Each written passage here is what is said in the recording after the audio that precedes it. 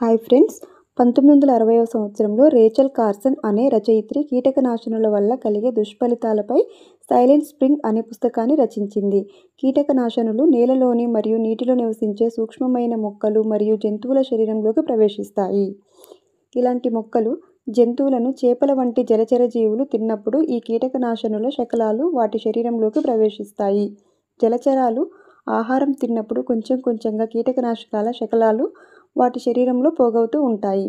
ఈ చేపలను పక్షులు తింటే నిల్వ ఉండే రసాయనిక పదార్థాలన్నీ పక్షుల శరీరంలోకి ప్రవేశిస్తాయి.